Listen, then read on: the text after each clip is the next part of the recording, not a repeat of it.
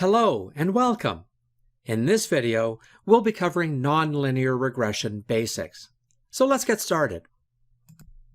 These data points correspond to China's gross domestic product, or GDP, from 1960 to 2014.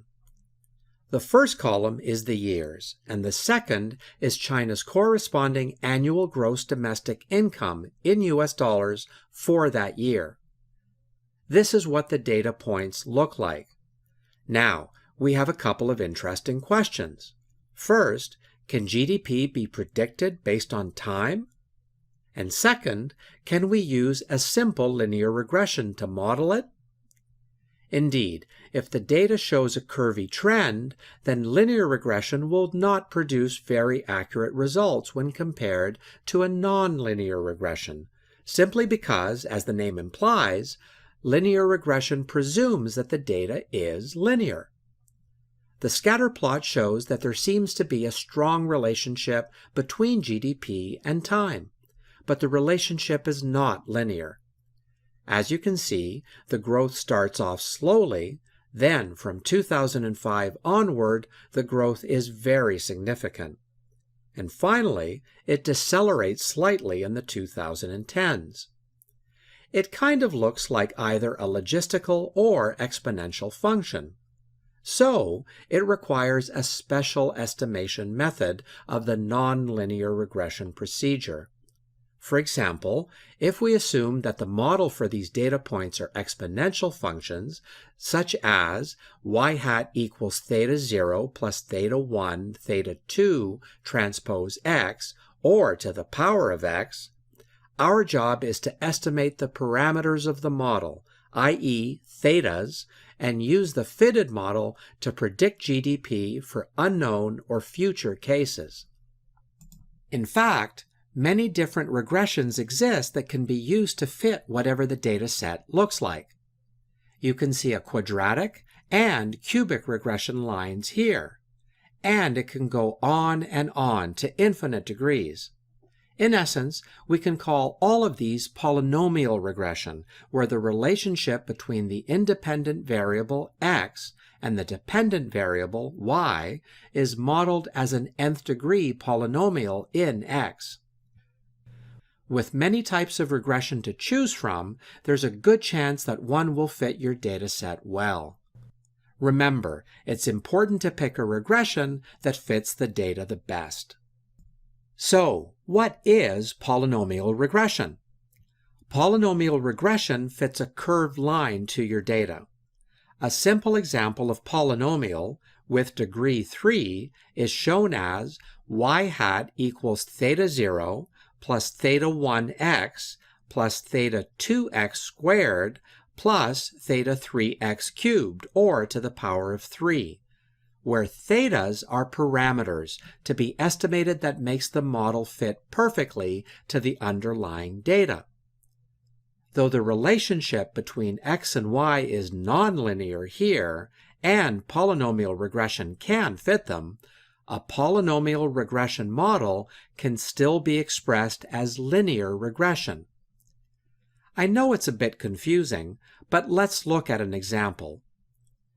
Given the third-degree polynomial equation, by defining x1 equals x and x2 equals x squared or x to the power of 2, and so on, the model is converted to a simple linear regression with new variables as y hat equals theta 0 plus theta 1 x1 plus theta 2 x2 plus theta 3 x3. This model is linear in the parameters to be estimated, right? Therefore, this polynomial regression is considered to be a special case of traditional multiple linear regression. So, you can use the same mechanism as linear regression to solve such a problem. Therefore, polynomial regression models can fit using the model of least squares. Least squares is a method for estimating the unknown parameters in a linear regression model by minimizing the sum of the squares of the differences between the observed dependent variable in the given dataset and those predicted by the linear function. So, what is nonlinear regression exactly?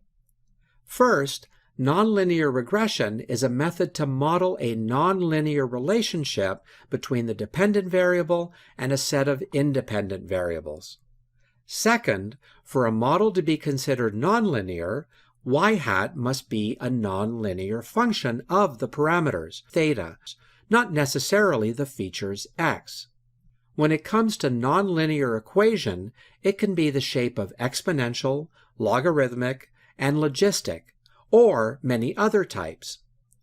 As you can see in all of these equations, the change of y hat depends on changes in the parameters theta, not necessarily on x only. That is, in nonlinear regression, a model is nonlinear by parameters.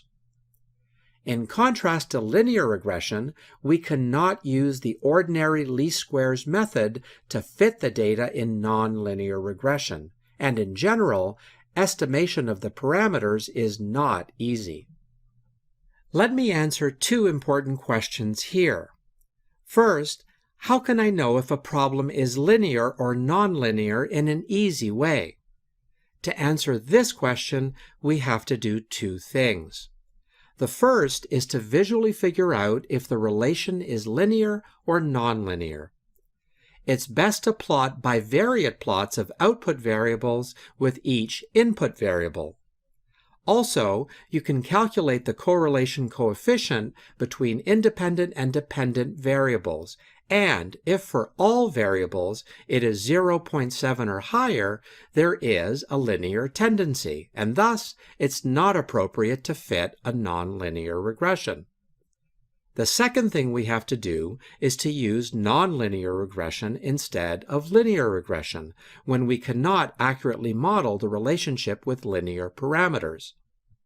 The second important question is, how should I model my data if it displays nonlinear on a scatter plot? Well, to address this, you have to use either a polynomial regression, use a nonlinear regression model, or transform your data, which is not in scope for this course. Thanks for watching.